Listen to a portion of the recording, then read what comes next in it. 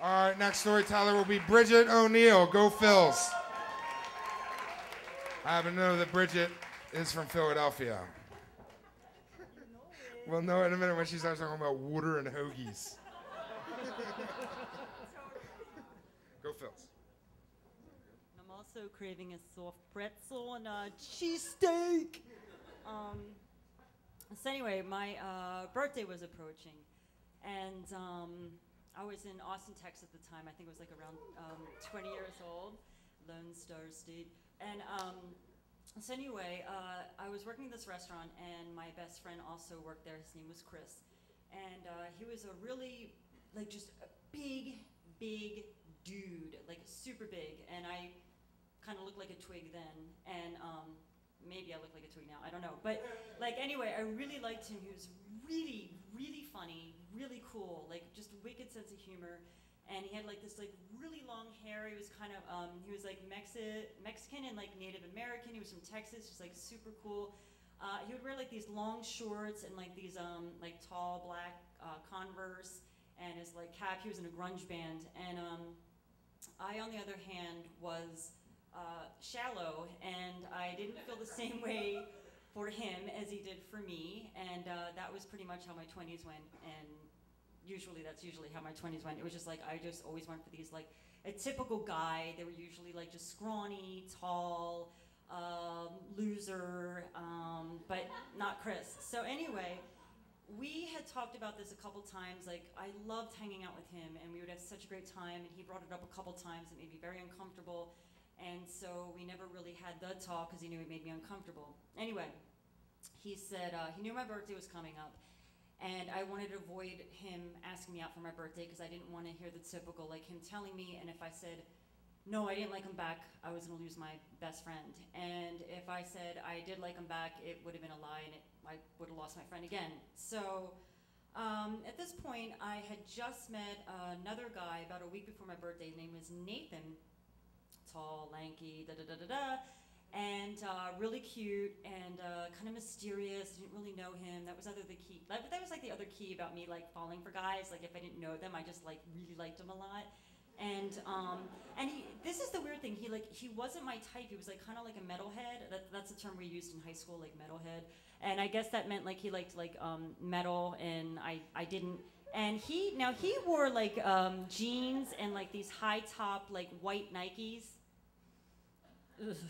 But for some odd reason, I was really attracted to him. So he actually asked me out for my birthday. He didn't know it was my birthday, but it just kind of fell on the same night that he got these concert tickets for me. So I was like, okay, good. Now I've got like this, I've got this backup plan, and I can avoid the whole Chris thing. So I said, okay, yeah. Now he saw me as, I hate to use this term, but I'm just gonna say, he saw me as like this alternative girl, and he wasn't. So he got me these tickets too, and I'm going to forget the name of the band, but they sing Pure Energy, like Pure Energy. Do you know what I'm thinking? Do you know that? Anyway, that song, it's just like, woo. And like, if you're not at a club and you haven't done a lot of ecstasy, then you probably wouldn't like the song. But like, I liked it like years before that. And he's like, I got these 2 tickets to this band called blah blah blah. I still forget the name, like Pure Energy, because he thought I would like it, and I was like, oh my god. Okay, so we went out, and I told Chris I already have other plans with this guy Nathan. He's taking me out to this band where they sing Pure Energy, and he's like, are you fucking kidding me? Wow. Okay, so he was pissed, and rightfully so. And so I had to go pick up this guy Nathan at his house because he didn't have a car, and he like. Okay, so he opened the door, and he had, I guess he was trying to be like funky, and he had, you know those T-shirts with the tuxedo like painted on it, like the tuxedo top. And I was like, oh shit. So we went to the concert, and in like Austin in the early '90s, it was interesting because you would mix like kind of like funkadelic people with like still like these motorcycle guys and cowboy guys. So this was kind of like a biker bar.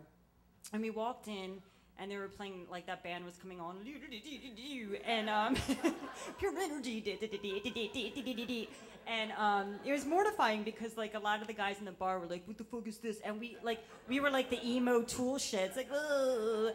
And it was embarrassing, actually, and I was like, oh my God. And so they played that famous song, like the first song, and then after that, like by the third song, I was feeling like really uncomfortable. I was like, I think we gotta get, like, let's just go. Let's go back to your place. I don't know why I said that.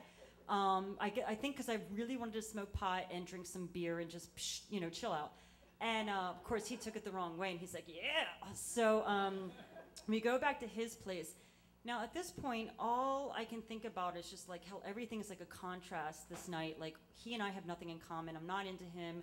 The whole bar scene was a contrast. And then my feelings for Chris, and like, I just felt like a piece of shit. And I felt like that I really disappointed my best friend. And in this moment, I actually really wanted to be with Chris and not with this guy. So when we were just on his couch and listening to Led Zeppelin or Rush, I don't remember which one, but we were like, he starts making out, we're drinking a beer. I'm like, all right, making out, that's fun. I can do that, it doesn't matter. So we're like making out, but then I'm still feeling like, oh my God, what am I doing? This isn't going to go anywhere, so I should probably just like nip it in the bud.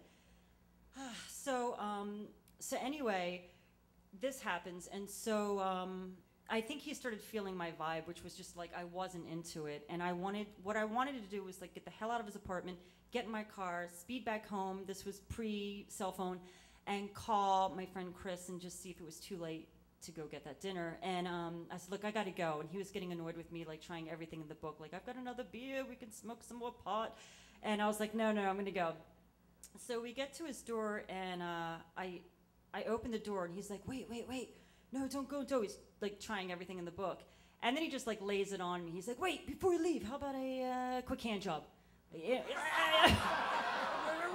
quick, it'll take like 5 minutes or something like that, And I was like, what? And I was like, oh my God, what am I doing? And I was like, oh. So like I run out, and he's like, no, seriously, like a quickie, 5 minutes, it's like 5 minutes. And I was like, oh God, I just like, oh. So like I get in my car, and it's like just raining, I'm depressed, I'm like, oh, I'm such a fucking idiot, why do I do this to myself?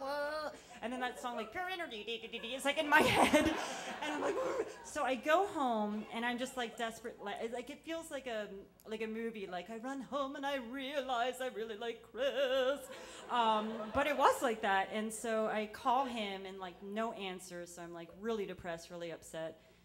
My phone rings about 15 minutes later, and it's Chris. And he's like, wow, I just got your message, you're home early. And I said, yeah, it didn't go so well. And he's like, what happened? So, I shamed myself, and I thought I owed it to him, and I told him. And there was like pure silence. And then he could like not stop laughing. And so anyway, I said, could I still get that dinner? Would that still be possible? And he said, well, I've got people over tonight, so I don't think so. So I was like, I ruined this, and his patients are done with me. So I was bummed out. The next day, he did call. It was a Saturday night, and he said, let's go to the spaghetti factory warehouse, whatever the hell that thing is called in Texas. Is it spaghetti warehouse? I don't know.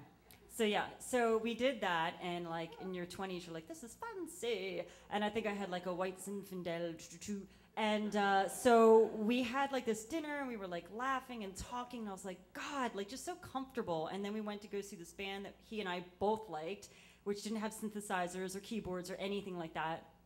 And so we got back to my house, and he opened the door, and he drove me back. He opened the door and walked me up to my door, handed me my leftovers, and said, Bridge, do you mind if I come in? I want to talk to you about something. And here was like the dreaded moment, and I needed to be prepared for that. And I said, sure.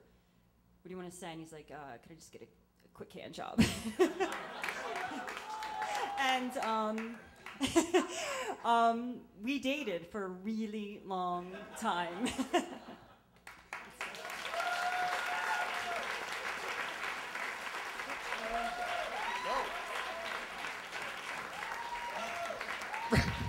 Bridget O'Neill with her beautiful hands.